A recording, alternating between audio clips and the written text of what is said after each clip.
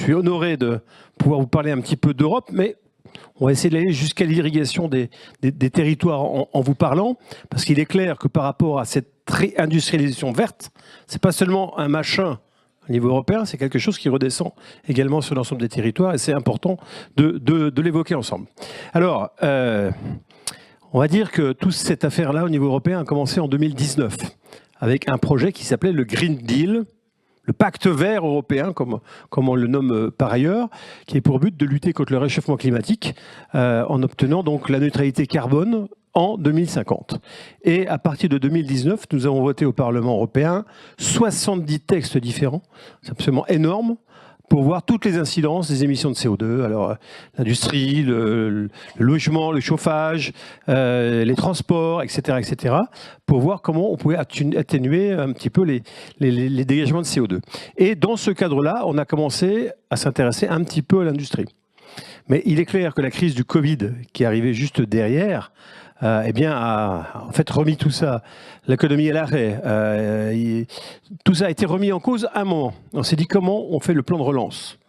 Est-ce qu'on reconstruit les écosystèmes industriels tels qu'ils étaient avant, ou est-ce qu'au contraire, on profite de l'opportunité de cet arrêt pour essayer de redémarrer sur un caractère un petit peu plus vertueux. Et donc c'est en effet comme ça que ça s'est passé. J'avais beaucoup échangé. Alors moi, c'est pas marqué, donc je suis coordinateur de la commission de l'industrie et de l'énergie au Parlement européen. Et donc avec le commissaire Thierry Breton, on a réfléchi. Il a identifié 14 écosystèmes industriels européens et on a décidé de les reconstruire en adaptant déjà à l'esprit du Green Deal, à l'esprit du Pacte Vert. Et donc avec le plan de relance, il y a eu des milliards d'euros. La France a bénéficié de 40 milliards d'euros pour relancer l'industrie, notamment, et pas que, mais notamment l'industrie. Et ces 40 milliards d'euros, il n'y avait pas un centime qui sortait de la poche du contribuable français, puisque c'était un emprunt commun européen qui avait été réalisé. Alors, donc on décide de refaire un petit peu les choses plus positivement, et pour cela, donc, il faut tout d'abord décarboniser l'énergie. C'est le point numéro 1. C'est attaquer l'énergie, parce qu'effectivement, si votre entreprise elle tourne avec une énergie propre, c'est plus avec de l'électricité propre, c'est quand même plus facile. Donc, moi j'étais rapporteur d'un texte qui s'appelle la directive sur les énergies renouvelables, qui apportait une partie des solutions. Je suis aussi président de l'intergroupe sur le nucléaire au Parlement européen, donc, qui apporte aussi une autre partie des solutions, toujours dans le cadre de cette décarbonation. Et donc, de la directive sur les énergies renouvelables, on a commencé à toucher à l'accélération des procédés, notamment tout ce qui est permis, excusez-moi, on va prendre des mots français, donc l'accélération des permis pour des équipements de production d'électricité notamment. On a commencé à travailler à la surcharge administrative et effectivement à trouver des moyens de promouvoir ces énergies propres un peu partout sur les territoires. Il y a eu également un autre texte dont j'étais rapporteur, le Net Zero Industry Act. C'est à peu près l'équivalent d'industrie verte au niveau français. Et dans ce texte, on liste toutes les technologies propres, c'est-à-dire tout ce qu'il faut produire en pièces pour faire une turbine éolienne, pour faire des éléments de centrale nucléaire. Parce que le but, c'est d'être neutre technologiquement, pourvu que ça se décarbone et que ce soit clean, propre. Et donc, dans ce cadre-là, il y a toutes les énergies de production, toutes les énergies des transports qui se trouvent dans ce texte NZIA. Et là encore, les permis sont accélérés. Donc, c'est-à-dire que si sur votre commune, vous voulez installer une entreprise, par exemple, de production de panneaux photovoltaïques, au hasard, eh bien, en moins de 3 ans, vous avez votre permis. Donc les procédures sont accélérées, y compris donc avec l'État français, mais l'administration, donc on s'est mis d'accord là-dessus. Et comme ce texte est en plus un règlement, c'est important au niveau européen, il y a les règlements et les directives. Le règlement, il s'applique tout de suite dans les 27 États membres. Moi, je préfère ça, évidemment, en tant que député européen. Mais nos collègues nationaux, ils préfèrent les directives. Parce que la directive, c'est un texte européen qui doit être transposé dans le droit français. Et donc, ils peuvent encore un petit peu adapter et changer de trop d'éléments. Mais l'avantage du règlement, c'est que c'est vite fait. On l'a voté il y a quelques mois, il sera applicable dès l'année prochaine, ce règlement sur NZIA. Alors, je surveille le chrono qui s'affiche là, parce que j'ai pas envie d'avoir la petite musique trop rapidement dans les oreilles. Donc, le principe, c'est l'électrification d'abord. Et quand on ne peut pas électrifier, c'est l'hydrogène, l'ammoniac. Alors, quand on ne peut pas électrifier, c'est quoi? C'est souvent l'industrie. Ça peut être les transports lourds, par exemple. Et donc, on a aussi besoin pour les fertilisants aussi de peut-être d'hydrogène ou d'ammoniac. Et le troisième principe, c'est la neutralité technologique. Donc, ce qu'on souhaite au niveau européen, c'est vraiment de mettre à un pied d'égalité le nucléaire et les renouvelables. Il n'y a pas de part de différence. En France, 90% de notre électricité est décarbonée. 70% grâce au nucléaire, 20% par rapport aux renouvelables. L'objectif européen, c'est pas de passer la part de nucléaire français à 60% pour faire 30% de renouvelables. L'objectif européen, c'est de toucher aux 10% d'électricité qui est produite à partir d'énergie fossile. Donc, neutralité technologique, accélération des permis, et puis également un point important qu'on néglige souvent, développement des interconnexions entre pays, et interconnexion des réseaux. Parce que souvent, quand on parle de faire de clean energy, de l'énergie propre, on pense aux moyens de production, on ne pense pas aux moyens d'acheminement. Et les moyens d'acheminement peuvent aussi économiser beaucoup d'énergie fossile. Donc quand la France aujourd'hui, par exemple, qui produit beaucoup d'électricité, elle vend de l'électricité à l'Allemagne. Mais elle ne peut pas en vendre plus parce que les interconnexions sont saturées. Donc il nous faudrait plus d'interconnexions. Parce que comme on ne peut pas vendre de l'électricité propre à l'Allemagne, l'Allemagne démarre des centrales à gaz en Bavière pour avoir sa propre électricité dans le même temps. Donc du fossile.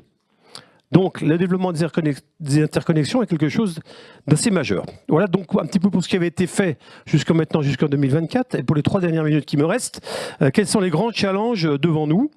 Alors le principal challenge pour moi, c'est le financement.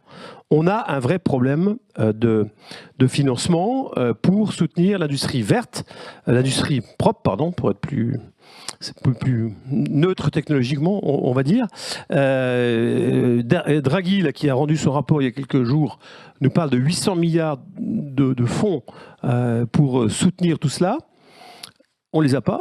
On n'a même pas l'embryon de cela. Alors, il nous faut, certains, un fonds souverain européen qu'on a chiffré entre 80 et 100 milliards. Il nous faut également un soutien plus puissant de la BEI, de la Banque européenne d'investissement, pour apporter des prêts, des soutiens financiers à ceux qui veulent investir dans ces domaines-là. Et malheureusement, pour l'instant, ça reste très orienté sur une partie, pour parler simple, sur le renouvelable. Trop de choses à vous dire dans 2 minutes, mais bon, alors, donc le financement, la compétition économique équitable, lutter contre les subventions étrangères cachées. Et donc, on a des instruments européens qui permettent d'aller faire des enquêtes sur des marchés publics. Quand certains groupes chinois, par exemple, répondent, on lance des enquêtes si leur réponse est suspecte. Et donc, on a lancé 4 enquêtes qui, à chaque fois, concernaient des entreprises chinoises, notamment sur des panneaux photovoltaïques et aussi sur un marché de train en Bulgarie. Dans 2 cas, les Chinois ont retiré leur réponse à l'appel d'offres. Parce qu'ils savaient que s'il y avait l'enquête, ils seraient condamnés par l'Europe et interdits de répondre aux appels d'offres publics. Sur ces appels d'offres, quand même, vous rappelez qu'on a mis en place un embryon de préférence européenne sur les marchés publics, dans tout ce qui est vert, propre, technologie propre. 30% des marchés publics vont être soumis, dès l'application du règlement NZIA, à la préférence européenne. C'est-à-dire qu'on regarde d'abord le crible européen, et après, s'il n'y a pas de réponse européenne, on peut prendre autre chose. Mais d'abord le crible européen, pour justement essayer de renforcer un petit peu notre base industrielle.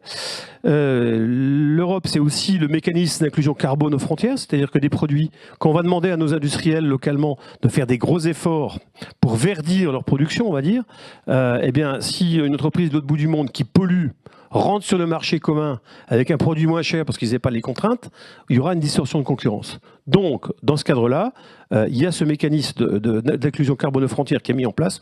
C'est une sorte de taxe carbone, en fait. On demande aux gens de montrer la carte d'identité carbone et en fonction, on surtaxera les produits quand ils voudront rentrer dans le marché commun.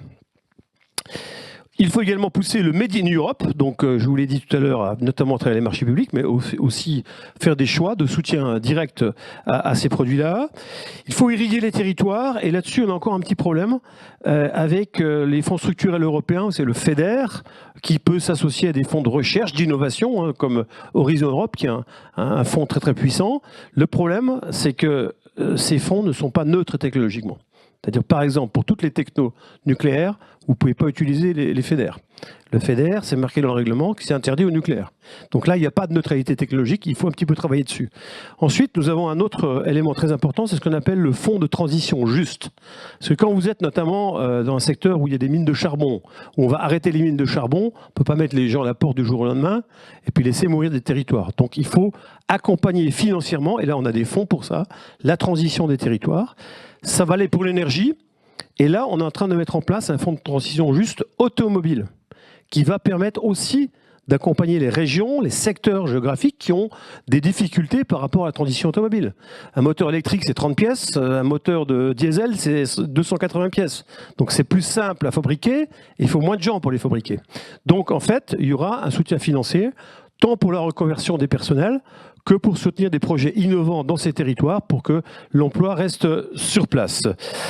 Merci de m'avoir épargné la musique alors qu'on est à 0. Mais très rapidement, peut-être vous redire encore un mot sur le Clean Industrial Deal, qui est un projet de cette actuelle mandature. Donc on vient d'ouvrir la nouvelle mandature. La nouvelle commission va arriver. Et dans ce cadre-là, il y a ce grand projet de Clean Industrial Deal qui va se mettre en place avec des soutiens aux PME, avec davantage de PIEC. Alors c'est un gros mot européen aussi, ça, le PIEC, c'est le projet important d'intérêt européen commun. Ce sont des dérogations au marché commun qui permettent aux États de financer directement des projets. Ça a été le cas avec l'Alliance européenne des batteries, l'Alliance européenne de l'hydrogène, où en fait beaucoup de territoires en France notamment ont pu bénéficier de ces PIEC européens. Et donc on va être hyper actif sur ce Clean Industrial Deal pour que notamment des partenariats puissent se développer, des partenariats publics-privés. On a fait ça avec pas mal de secteurs d'activité industrielle européens et c'est quelque chose qui marche bien quand on met ensemble des acteurs publics et privés pour porter des projets et pour faire avancer cette industrialisation verte jusque dans chacun de vos territoires. Merci.